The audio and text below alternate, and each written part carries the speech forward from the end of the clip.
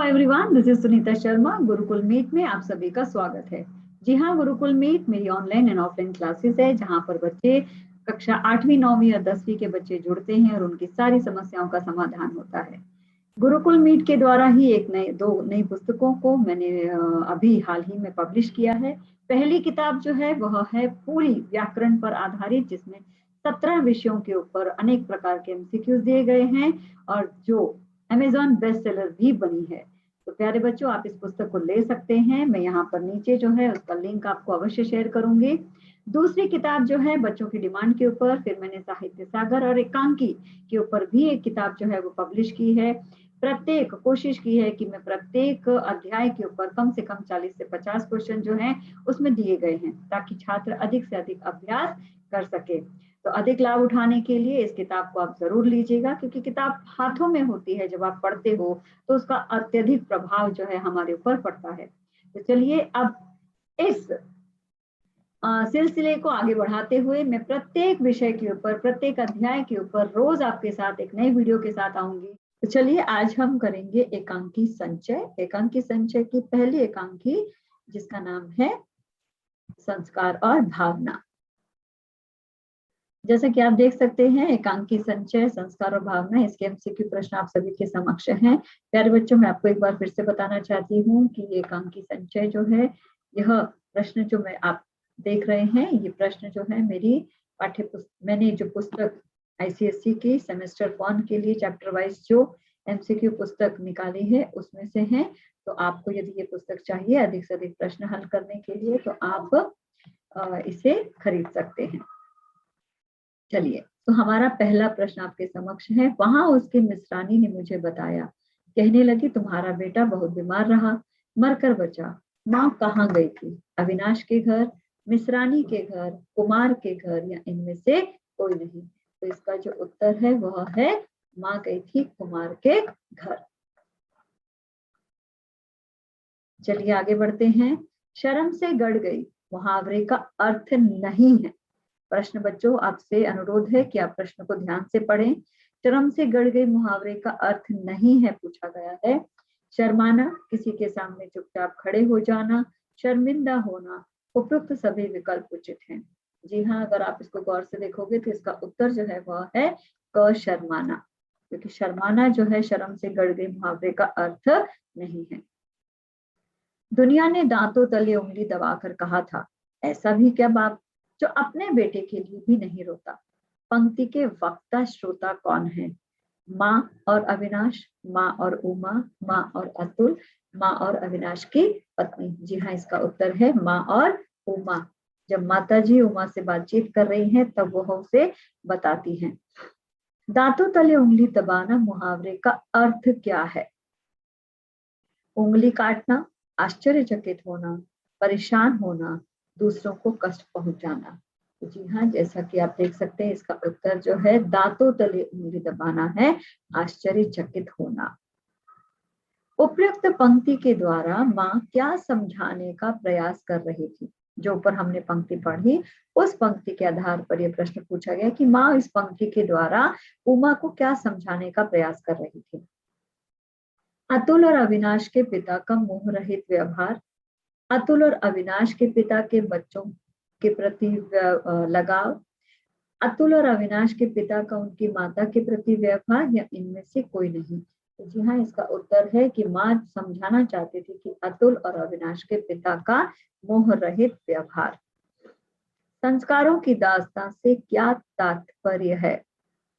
ये जो पाठ है संस्कारों की दास्तां में, हम सभी जानते हैं कि माँ किस प्रकार से संस्कारों की दास्तां में उलझी हुई है। यही कारण है कि वो अपने पुत्र अविनाश को घर से जाने से नहीं रोक पाती।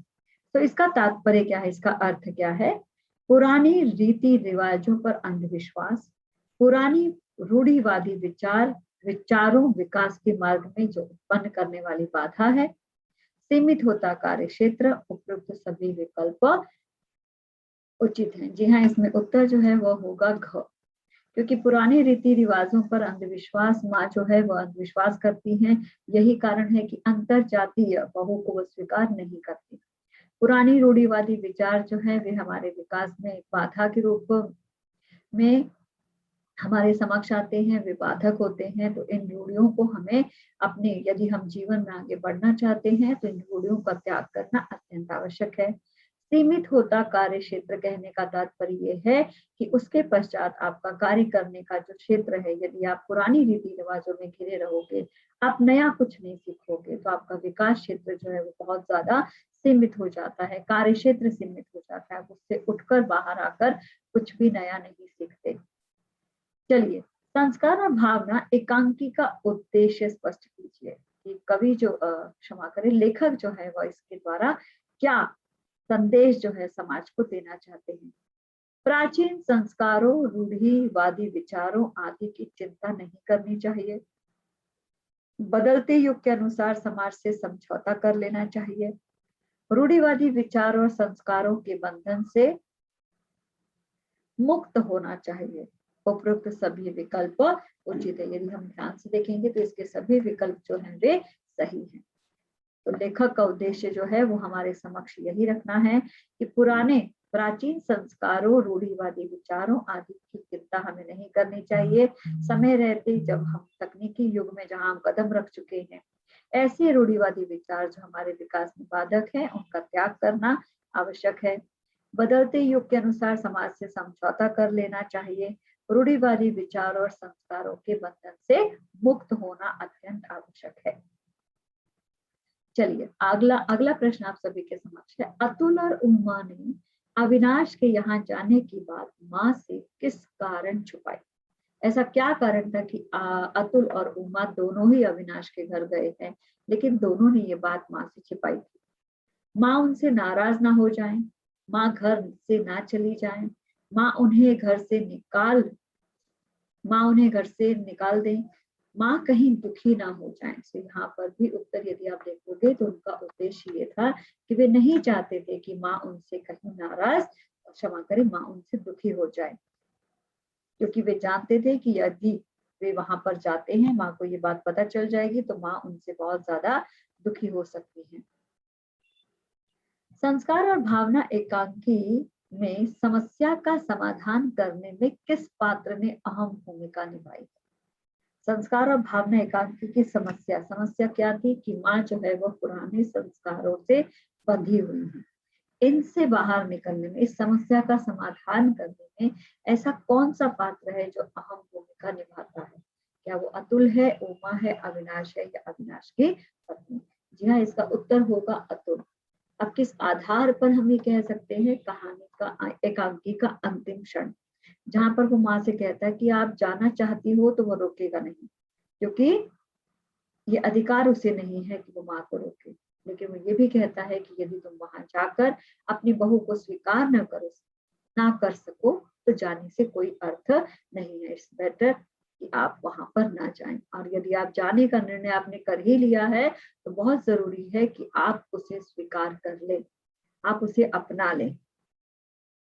चलिए बच्चों, अगला प्रश्न है, जिन बातों को हम प्राण देकर भी विरोध करने को तैयार रहते हैं, एक समय आता है कि वे ही बातें हम चुपचाप स्वीकार कर लेते हैं। ये विचार किसके मन में आते हैं?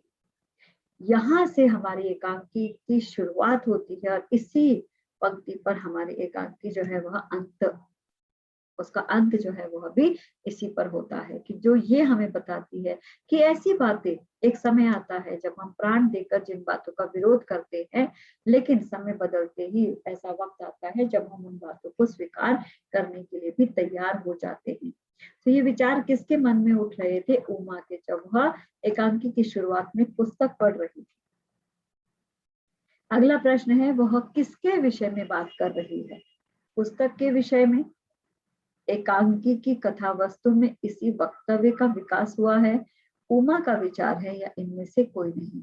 जी हाँ, हम सभी जानते हैं कि जब वो शुरुआत में पुस्तक पढ़ रही है तो उसी हमारी जो एकांकी की कथा वस्तु है वो इसी वक्तव्य, इसी वाक्य पर आधारित है, और पूरी एकांकी इसी वक्तव्य पर उसका विकास हुआ है।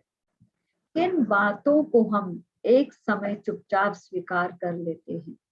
जिन बातों को हम प्राण देकर भी विरोध करने के लिए तैयार रहते हैं, जिन बातों को हम प्राण से अधिक चाहते हैं, जो बातें परिवार के लिए उचित होती हैं, या इनमें से कोई नहीं। जी हाँ, इस पंक्ति को आपको ध्यान से याद करना है। उत्तर है क, जिन बातों को हम प्राण देकर भी विरोध करने को तैयार रहते हैं। अगला प्रश्न है, अविनाश को क्या बीमारी थी? कोरोना, बुखार, हैजा या पीलिया? जी हाँ, वह हैजा से पीड़ित था। चलिए अगला प्रश्न है, वे डैश के समान है जो टूट जाता है पर झुकता नहीं है। ये किसकी विशेषता है? ये अविनाश की विशेषता है, जो हमें अतुल जो है वह अपनी पत्नी को बताने की कोशिश करता है कि वह फौलाद के समान है, जो टूट जाता है पर झुकता नहीं है। यह अविनाश की विशेषता है कि वह भले ही टूट जाए, भले ही वह दुखी हो, भले ही वो परेशान हो, हर बाधा का वह सामना कर लेगा, परंतु वह हमसे आकर मदद की अपेक्षा नहीं करेगा। अविनाश कितने दिनों से दफ्तर नहीं गया था? 5, 7, 10 या 8? जी हाँ, माता जी को पता चलता है कि पिछले 10 दिन से वह दफ्तर भी नहीं गया है और वे उमा को बताती हैं। स्वयं उसने मुझे कहा था, संस्कारों की दास्ता सबसे भयंकर शत्रु है। ये माँ जो है उमा से बातचीत करते हुए बताती है कि स्वयं जाने से पहले अविनाश जो है वह उसे यह बात कहकर गया था। स्वयं उसने मुझसे कहा था, संस्कारों की दास्ता सबसे बड़ा शत्रु है। उसने सर्वनाम किसके लिए प्रयुक्त हुआ है? अतुल के लिए, उमा के लिए या अविनाश के लिए? तो उत्तर है घ, अविनाश के लिए। अभी चलो माँ, अतुल माता जी को अविनाश के घर ले जाने से पहले क्या कहता है? कहानी का एकांकी का अंतिम क्षण, जहां पर वह माँ जो है अपने पुत्र अविनाश को और उसकी बहू को मिलने के लिए तैयार हो जाती है, तो जाने से पहले अतुल जो है माँ से कहता है, माता जी को विजातीय कुल की भाभी को अपनाना होगा। जाने से पहले सोच ले, घर पर कोई भी घर पर कोई नहीं ला सकी, आने से कुछ लाभ नहीं होगा। वो माँ को ये उपरोक्त सभी, जी हाँ, वह अपने माँ को यह सारी बातें कहता है कि माता जी विजातीय कुल की भाभी को आपको वहां जाकर अपनाना होगा। जाने से पहले आप विचार कर ले, यदि घर जाकर आप उन्हें वापस नहीं ला सकती तो वहां जाने से कोई भी लाभ नहीं होगा। चलिए प्यारे बच्चों, इसी प्रकार से हम मातृभूमि का मान इस एकांकी के प्रश्नों के साथ मैं फिर से आपके साथ बनी रहूंगी। तब तक के लिए आपसे अनुरोध है कि आप इन प्रश्नों को हल करते रहें। अधिक से अधिक जानकारी के लिए मेरे वीडियोस जो हैं देखते रहें, सब्सक्राइब करें, ताकि आप अधिक से अधिक वीडियोस जो है वो देख सके और अपना ज्ञान बढ़ा सके। प्यारे बच्चों, मैं आपको बताना चाहूंगी कि मैं व्याकरण के ऊपर भी अनेक प्रकार के प्रश्न इसी प्रकार से सॉल्व करने वाली हूँ एक वेबिनार के द्वारा। तो चलिए, तब तक के लिए बहुत बहुत धन्यवाद।